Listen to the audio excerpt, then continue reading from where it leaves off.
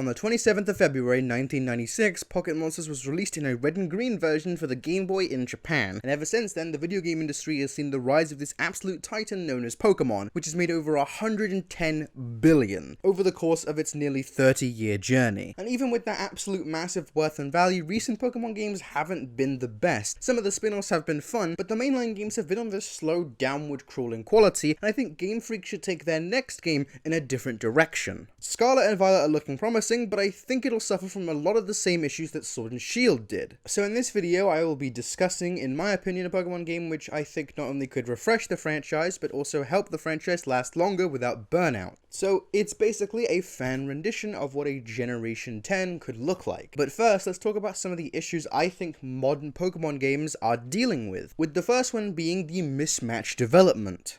We saw this with Sword and Shield, where the development of the game did not match its intended vision. According to Game Freak, they couldn't add all the Pokemon in because that would be too much work for their developers. But it seems like the developers really didn't do anything else. The story was way weaker than like all other Pokemon games, and Pokemon game stories aren't even that good to begin with. So this Gen 10 would focus on actually making sure the game is well funded and well managed, no cutting corners, and no making it for dirt cheap. I know a game company doing this is near lunacy, but if I'm making a fan generation, I'd like my fan version of Game Freak to not exploit the average game dev. The second issue is the "it just works" syndrome. This is something that happens in gaming, specifically with long-standing game titles like Pokemon or Fallout. The main creators run out of original ideas, and so just start cashing in on every market they can get their hands on with the thought of, it doesn't matter how much effort we put into the game, people will buy it. Which is fair, because people do indeed buy it.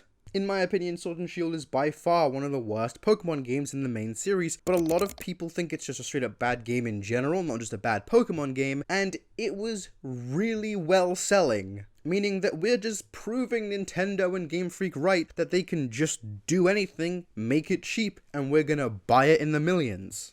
So for this Generation 10, I'm going to do something that Game Freak just wouldn't do, and that is take a risk. The Pokemon games are repetitive in a lot of ways. Story-wise, they're all kind of similar. Gameplay is repetitive within the game and also over the entire franchise. There's a 5-step process to a Pokemon game. Step 1, am child. Step 2, talk to older person. Step 3, choose a pet to enslave. Step 4, use pet against other pets. And then Step 5, you've done a Pokemon. They don't much step outside their boundaries with the games. You always have a rival, you have to beat the Elite Four, defeat the evil legendary, and the story doesn't much matter. Now, I'm not going to leave this archetype completely. I'm going to try and stay within its boundaries, but make it more unique within itself. This theoretical 10th generation I will be making will heavily deviate from all of the previous Pokemon games, even steering away from the side games, which some of them are really weird. This game will take risks and will try to make the gameplay loop not as repetitive as the rest of the franchise, but still giving that same Pokemon feeling to you. So without further ado, let's talk about the announcement trailer for this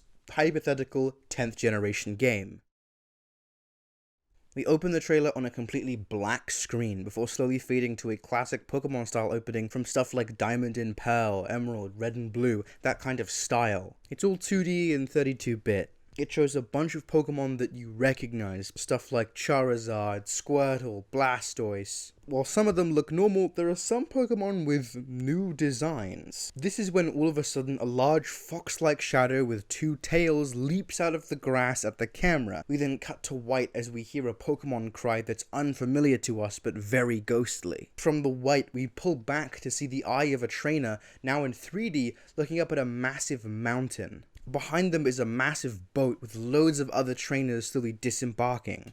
We see them look to a bunch of other trainers before smirking and then running off into the grass, where then we cut back to the 2D style. We see a different trainer now running through the grass in this 2D style. The grass is purple with strange wispy trees all around him. The 2D trainer then stops, looking up at a similar mountain with dark swirling clouds around them. We cut back to the same scene but from the 3D trainer's perspective, looking up at what seems to be the same mountain, but some time has passed. It's covered in villages and courses and Pokemon, and it looks so different than it does in the 2D version, where it just looks like a regular mountain. nothing built on top of it, no villages, no technology, nothing. They both smirk, and we see both protagonists side by side in their own cover art, revealing the names of this Pokemon generation, which is Pokemon Revolution and Pokemon Evolution. The trailer would go on to explain the basis of these games, so I should do the same for you. Gen X or Gen 10 should be special. It should be one of the best, a celebration of the entire Pokemon franchise to finally put Pokemon's one consistent gimmick to use: the multiple versions. I always found it strange that Game Freak and Nintendo never utilized the whole releasing 2 games at once gimmick. And I assume some of you have already guessed the main gimmick for this generation. The 2 versions aren't just the same game with minor changes.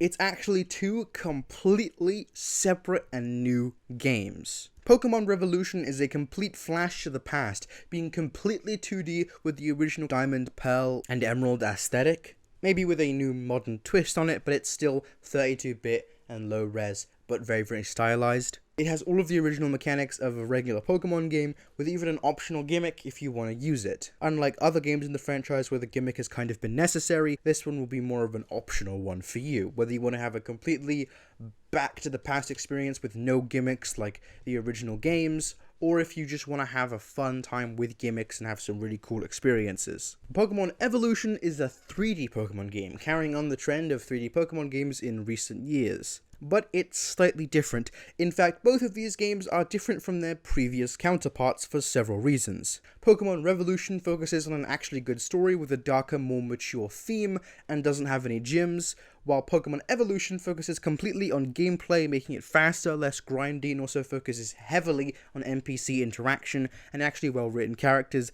as that game will focus on the story the player creates, while Revolution will have you explore the story itself. I don't think that Game Freak or Nintendo would make this game because, number one, it would take a lot of money, and I don't think they want to fork over any extra cash. They want to make games for cheap. It would also take a long time to develop 2 completely separate games and then release them at the same time. It would be ballsy. It would be a risk. That is why I think that it would make sense more as this concept in my head than an actual Pokemon game. Now that I've set up these 2 games and you know what they're going to be about, let's start discussing them. Starting with Pokemon Revolution.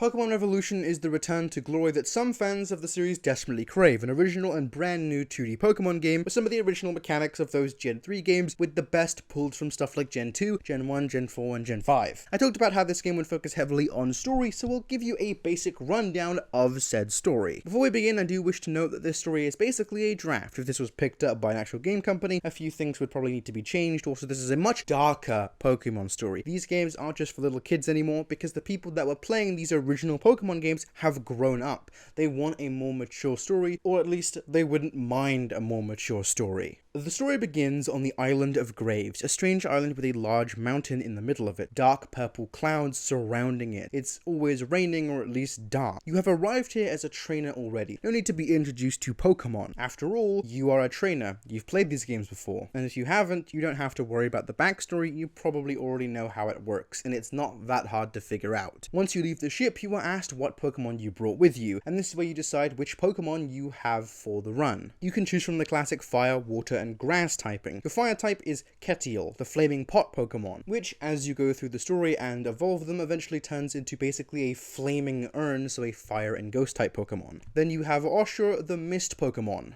It's basically a bunch of mist that is possessed. Kind of. The lore of Oshur is a bit complicated, but like most Pokemon lore is anyway. They turn into a water psychic type. Then we have Sarig, the root Pokemon, which eventually turns into a grass rock type. But these Pokemon won't really matter for the synopsis of the story. I just wanted to design some Pokemon starters because why not, you know? You see, the reason you've come to this island is to investigate the strange goings-on and the effect this island has. You see, this island nearly ignores death and knockouts in Pokemon, letting dead Pokemon return to their owners as ghost types no matter the Pokemon. Thing is, you can't take that Pokemon off of the island without the Pokemon seemingly fading from existence. So most of the residents here are just here for their deceased friends who they can now speak to again. However, there is a myth that in the center of the island there stands a legendary Pokemon that can bring any Pokemon back from the dead. And clearly, Some people want that Pokemon, either for personal gain, selfless reasons, or profit. People want that hands on that Pokemon, but the island is dangerous. The closer you get to the origin of the swirling clouds, the more deadly Pokemon await you. You are intercepted by Professor Lily Evergreen, a scientist who is revealed to have basically hired you to make sure that no one captures the Pokemon, as you are supposedly a skilled Pokemon trainer, because you kind of are. You, the player, have been playing these games. You've been playing since Generation 1 or Gen 3, unless you haven't, and then it's fine. The legendary's name is believed to be Dithion, the Pokemon which looks over the afterlife. You are asked to travel through the island and warn Dithion about what's going to happen so that they don't get captured. Now that you're let to go free into the world, unlike other 2D Pokemon games, this one is kind of an open world. I mean, this doesn't have any hard limits or NPCs which prevent you from going other places besides some necessary fights you have to go through, so you can technically go wherever you want, but the deeper into the island you go, the more dangerous the trainers and the wild Pokemon will become. Instead of gyms, you have to fight specific people. There's no real name or group they're in, it's just that these are some people you have to pass by in order to get to the center of the island. This game would focus heavily on lore, stuff that I can't really explain in a YouTube video because it's better to actually put into a game, but everything would be dripping with lore, whether it references other Pokemon games or it references itself and creates this own unique kind of space in the Pokemon franchise. But there are some little areas that I do want to tell you, and again, this is kind of a first pass. If Game Freak picked this up, there would be like months of story debating and writing and like actual development on the story, so this is just a proof of concept for your mind. One of the locations is that there's a graveyard which is basically obsolete because nobody can really die, or at least no Pokemon can. The graveyard isn't used to bury Pokemon, but instead to pay tribute. Everyone who places down a grave is basically saying they are ready to move on with their lives and leave the island. They have come to terms with death and what it means, and they have decided to, instead of pushing it and trying to find their dead friend, simply leave and try to live a good life. There's one town you go which the NPCs kind of seem completely normal until the end, where one of the old men NPCs, which, you know, the same ones that would like teach you to catch Pokemon even if you'd already been playing for a long time, it turns out to be that area's protector and knows what you're about to do but cannot let you do it. They've lost so many Pokemon in their time and it's unfair to them. They want their Pokemons back. They want their friends back. Another one of the areas that I thought could be interesting is a trainer fight, but when you finish the trainer battle, the player just vanishes. The trainer is gone. It was a ghost. That's it. That was the whole thing. The trainer was a fucking ghost. Isn't that surprising in a game where everything is a ghost? But like, I think it's cool. Also, Poké Centers won't be very common in this game because, well, nobody really needs to heal their Pokemon because they're ghosts.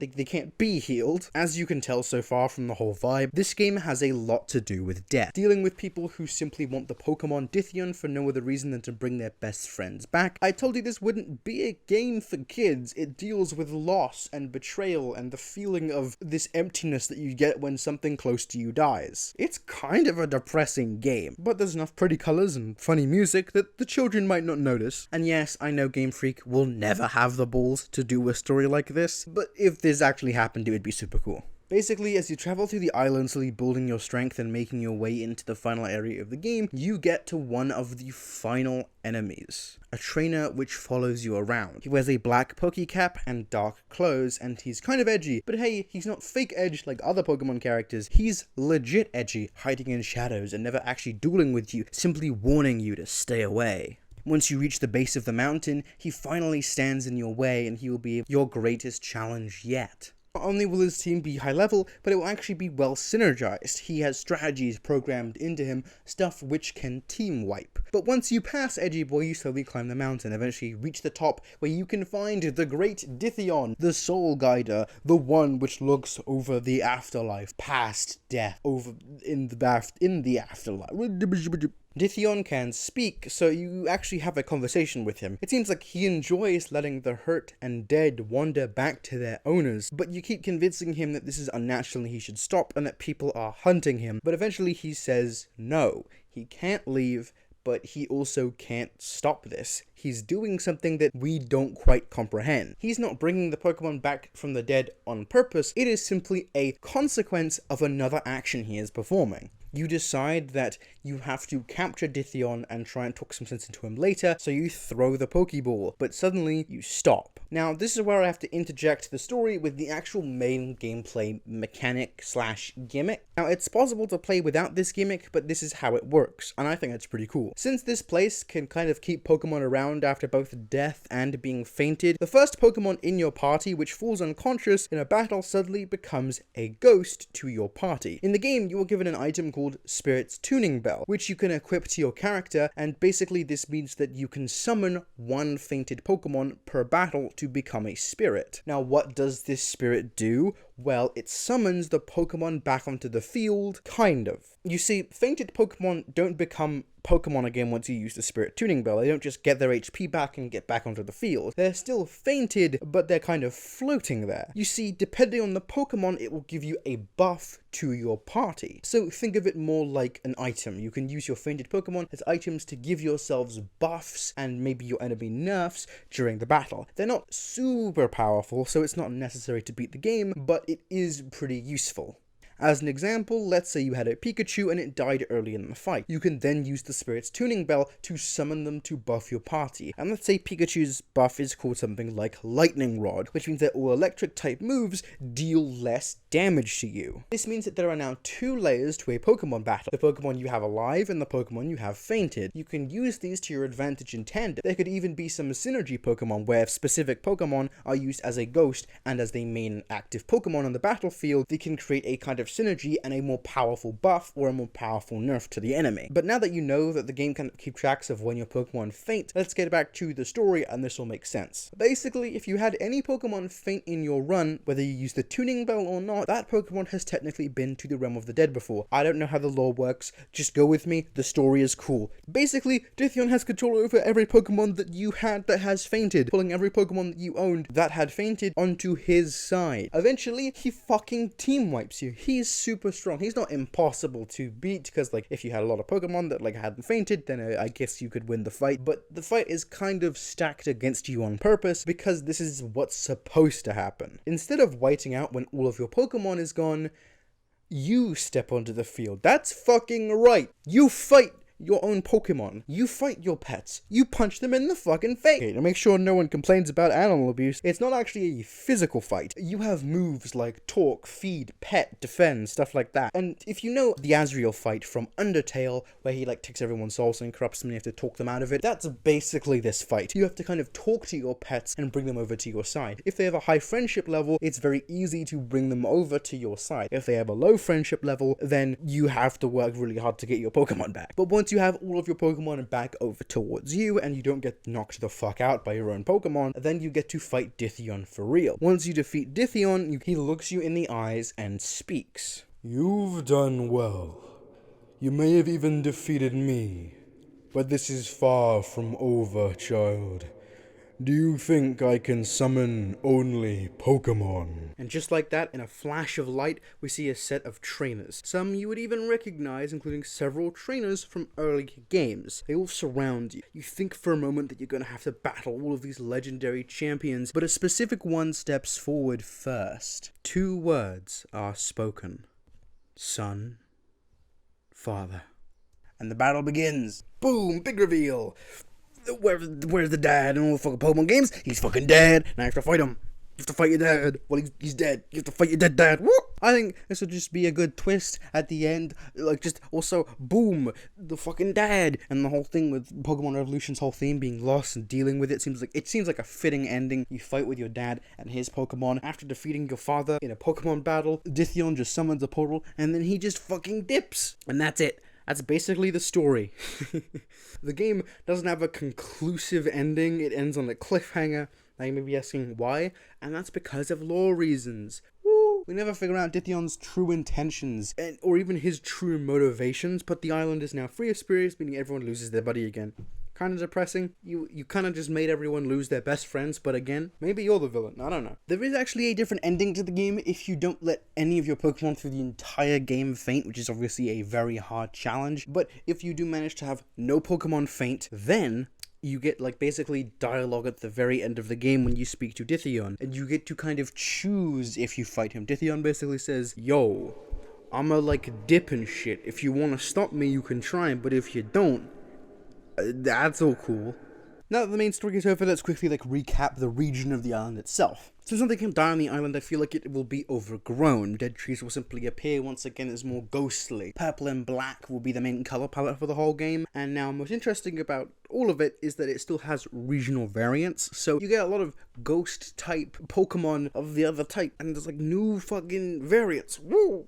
Meaning that we can finally get that ghost Eevee that people are so desperate for, as well as a ghost Pikachu and ghost Charizard and all kinds of crazy ghost shit. And that's basically Pokemon Revolution in its entirety. What did you think of it? Comment down below. Would you change anything, add anything? Any ideas for regional variants, new types? Anything. Just comment down below and I'll look through them, and I'd love to see your opinions and stuff. As for now, we're going to be looking at Pokemon Evolution, the next game and the more 3D and modernistic game. Pokemon Evolution is not very story based. The thing about the game is that it's very, very gameplay based. A lot of it has to do with very specific NPC interactions, gameplay interactions, and overall the gameplay is the main draw of the game entirely. So I can't just describe the story and have you kind of enjoy the ride. You would need to experience the game to see exactly what I am talking about, but I'll try my best. The game begins on a big boat, similar to Pokemon Revolution, but this time you're not the only one getting off of the boat. Around you are dozens of trainers, all seemingly raring to go. As you get off onto the island, you're greeted by an older Pokemon trainer around his late 20s, and this is Coach Marsh, and he's going to teach you all about the challenge ahead of you. In front of you lies a massive mountain which pierces the clouds. It's so big that multiple different biomes exist on it at once. The island itself, however, is built to test trainers, to see if they really have what it takes to be the best. So this is a tournament that young trainers like yourself can sign up for and participate in. In the game, you've already signed up and are now on the island, and your tournament can begin. How you figure out if you're strong enough is not only to start with a low-level Pokemon, bond with it, and then rise through the ranks until you've reached the top of the mountain. You also have to beat your quote-unquote rival, who's directly competing against you. By luck of the draw, you get to choose who your rival is first. Now, this is where one of the neat mechanics of this game comes in: difficulty settings.